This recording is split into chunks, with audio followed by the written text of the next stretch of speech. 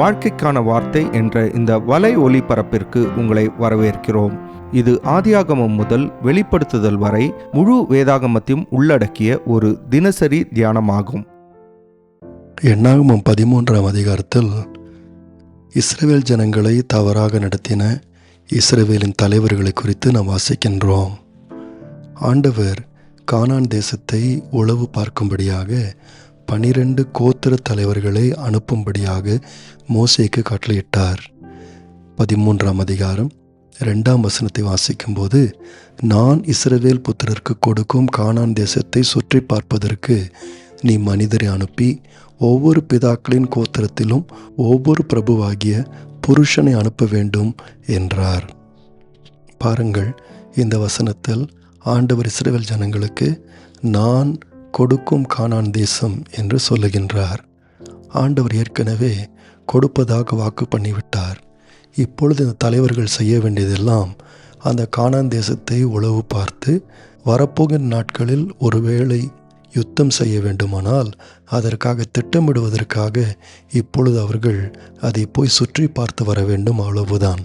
18ஆம் வசனத்திலிருந்து 20ஆம் வசனம் வரைக்கும், 18ஆம் வசனத்திலிருந்து 19ஆம் வசனம் வரைக்கும் மோசே இந்த தலைவர்கள் குறிப்பிட்ட விதமாய் அந்த தேசத்தில் என்ன செய்ய வேண்டும் என்பதையும் சொல்லி அனுப்பினார்.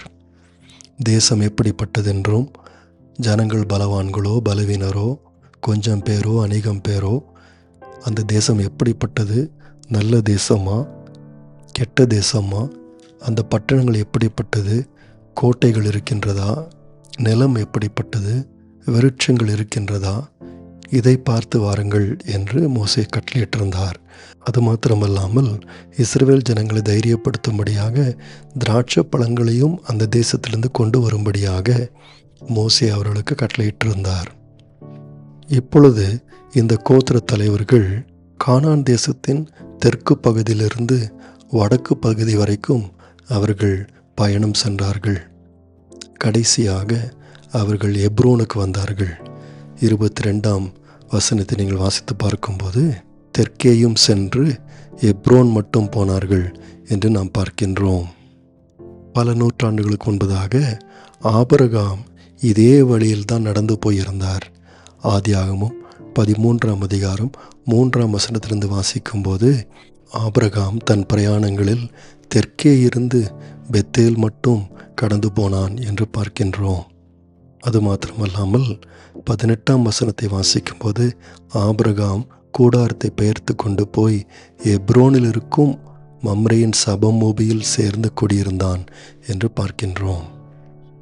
இந்த வழியில் ஆபிரகாம் பிரயாணப்பட்டு போகும்போது தான் ஆதியாகமம் 13 15 17ஆம் வசனத்தை வாசிக்கும்போது, ஆண்டவர் இந்த தேசத்தை எல்லாம் உன்னோட சந்ததி கொடுப்பேன் என்று ஆண்டவர் ஆபிரகாமுக்கு வாக்கு பண்ணினார். அது மாத்திரமல்லாமல் 17ஆம் வசனத்தில், நீ எழுந்து தேசத்தின் நீளமும் அகலமும் எம்மட்டோ அம்மட்டும் நடந்து திரி, உனக்கு அதை தருவேன் என்று ஆண்டவர் சொன்னார். ஆகவே ஆபிரகாம் இந்த வழி முழுவதும் நடந்து கர்த்தரை விசுவாசித்து பல இடங்களில் இந்த பகுதிகளில் ஆண்டவருக்கு பலிபீடத்தை கட்டி தன்னுடைய விசுவாசத்தை தெரியப்படுத்தினான். இப்பொழுது இந்த இஸ்ரவேலின் தலைவர்களும் எப்ரோன் மட்டும் நடந்து வந்தார்கள். அதாவது தங்களுடைய முற்பிதாக்கள் விசுவாசத்தோடு நடந்த பகுதிகளை இவர்களும் நடந்து தெரிந்தார்கள்.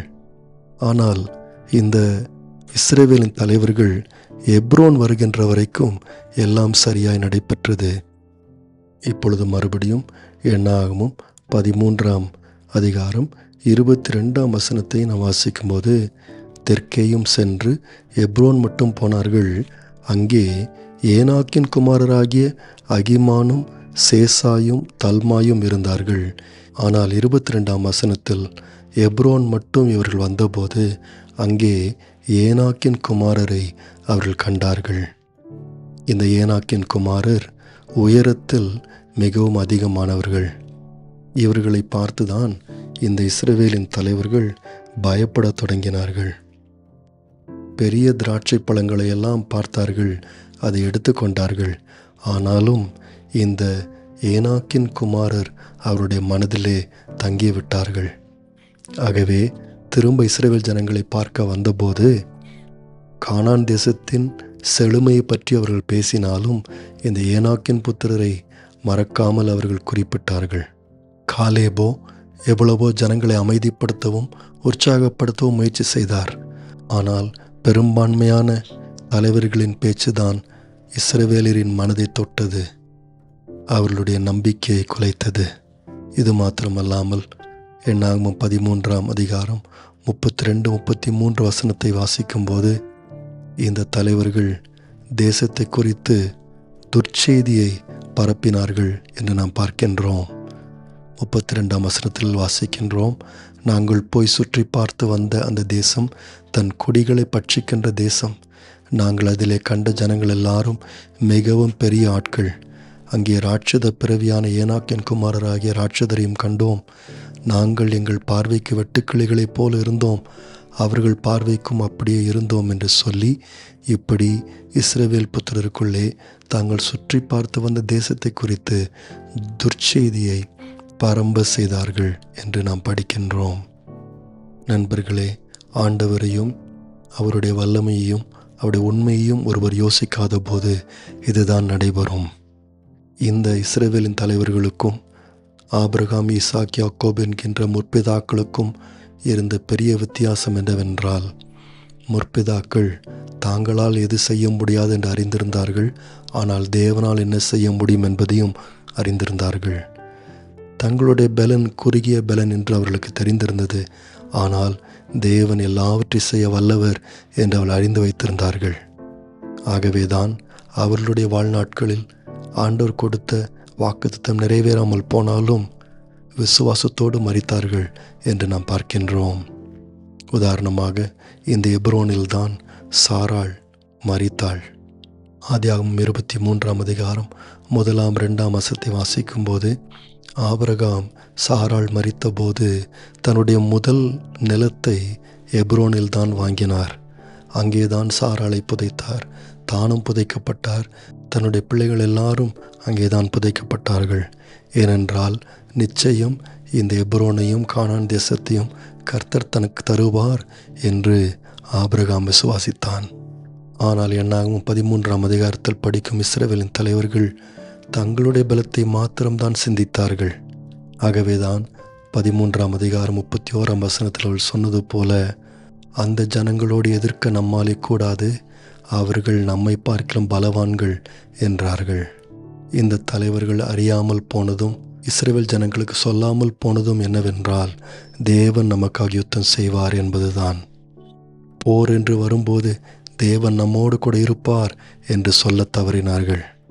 ஆனால் இந்த இஸ்ரவேல் சந்ததிக்கு அடுத்தபடியாக வந்த புதிய சந்ததி கானானுக்குள் போனபோது முதலாவது கானானில் விழுந்த பட்டணம் எரிகோதான். ஆனால் எரிகோவின் மதில்கள் இஸ்ரவேலின் ஜனங்கள் ஒருவரும் ஒரு ஆயுதமும் உயர்த்தாமலேயே கீழே விழுந்தது. ஏனென்றால் ஆண்டவர் அதை செய்தார். நண்பர்களே, நீங்களும் நானும் இன்றைக்கு மற்றவர்களோடு பேசும்போது ஆண்டவருடைய உண்மையையும் ஆண்டவருடைய வல்லமையும் சேர்த்து நாம் பேச வேண்டும். நிஜங்களை பார்ப்பது நல்லதுதான், தேவையானதுதான். ஆனால் தேவனுடைய பிள்ளைகளோ ஆண்டவருடைய வாக்குத்தத்தத்தையும் அவருடைய வல்லமையையும் அவருடைய உண்மையையும் பிடித்து கொள்ளுகின்றார்கள். நேயர்களே, இந்நிகழ்ச்சியை கேட்டதற்காய் நன்றி. மீண்டும் ஒரு புதிய அத்தியாயத்துடன் வாழ்க்கைக்கான வார்த்தையில் நாளை சந்திப்போம்.